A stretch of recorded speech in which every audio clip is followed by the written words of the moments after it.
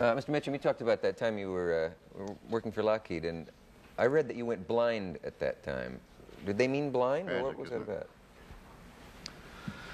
Well, one morning I was working the graveyard shift, and I...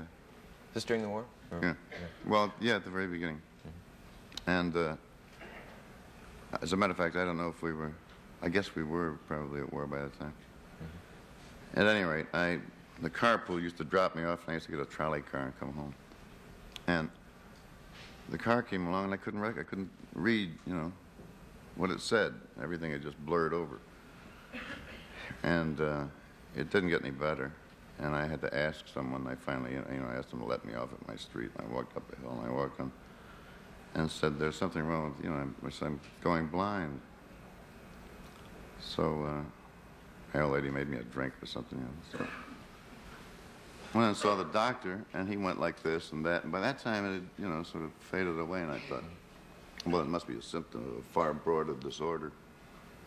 So they put me in Physicians and Surgeons Hospital in Glendale on a 72-hour check, and I got out. I drove myself home, as I recall, and I went to the doctor's office on Tuesday. It was Sunday night, and I went to the doctor's office on Tuesday, and I went in, and I had to wait a while, and then finally I was the last person called, and the doctor introduced me to another doctor. He said, "This is Dr. Black." I thought, oh, God, you know, there's a consultation. Well, as it turned out, this doctor was simply taking over his practice while he went, you know, for a drive or something. So he said, "I'm very sorry to have to inform you." And I just sat down. He said, "There's absolutely nothing wrong with you." And I argued. You wanted something to be wrong? Well, no, but I said, "You don't go blind from nothing wrong, you know." Yeah. So he said, because I didn't sleep, I never slept at all. I slept, I think the longest period of sleep was about 4 hours. But I'd sleep, I go to work sometimes 3 days with only 15 minutes sleep. Couldn't make it. I sort of half sleep and half hallucinate, sort of. So he said, the reason you don't go to sleep is because you know that when you wake up you have to go to work and you hate the job. That's reasonable. So I said, "Well, what do you suggest I do?" He said, "Quit." I said, "Quit?" You know, I said, "My God." I had about $18. I said, "I'll starve to death." He said, "Things have come to a pretty pass." He said, "When a big clown like you has to walk out in the street and fall down from starvation, you know," he said, "it's your choice. You know, you can blow your mind or quit your job." So I quit. Didn't save my mind, but... And you never had a vision problem again? No, not really. Now that isn't, you know, injury-induced. Do you believe in that, though? So that kind of psychological, I guess that would be a psychosomatic Well, it was a symptom? pretty strong case, you know, because I really hadn't slept for a year. You know, I just lived on no-dose and chewing tobacco. Oh, you were trying to stay, you had taken things to stay awake, and you weren't taking anything to go to sleep?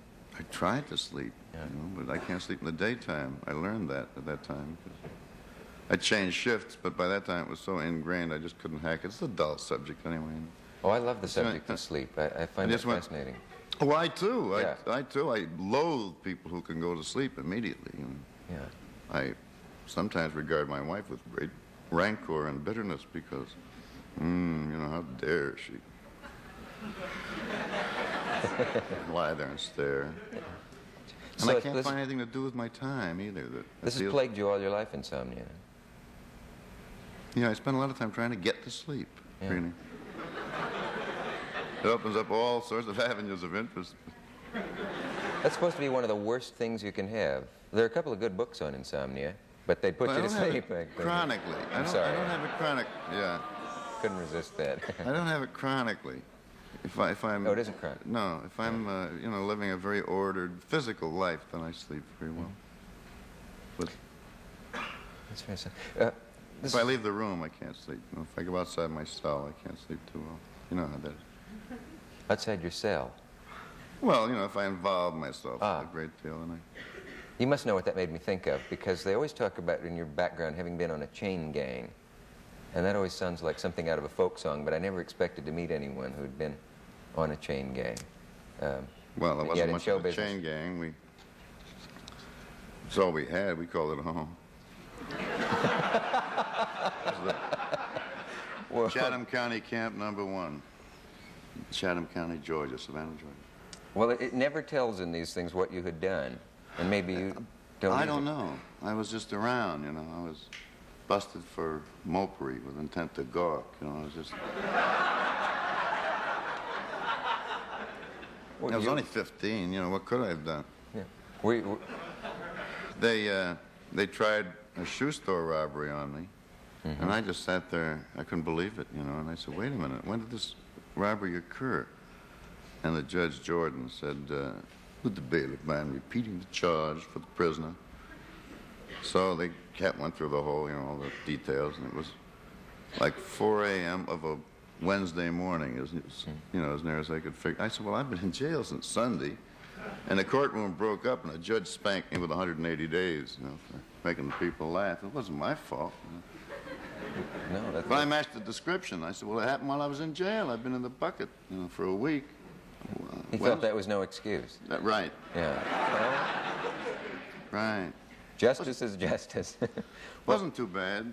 But what was the charge originally? I mean, this was in the days when you were riding the rails? I think just a common charge of vagrancy, you know, or, you know, preying on the people, begging, or dangerous. I think it's parenthetically, it's a dangerous and suspicious character, potentially dangerous and suspicious character with no visible means of support.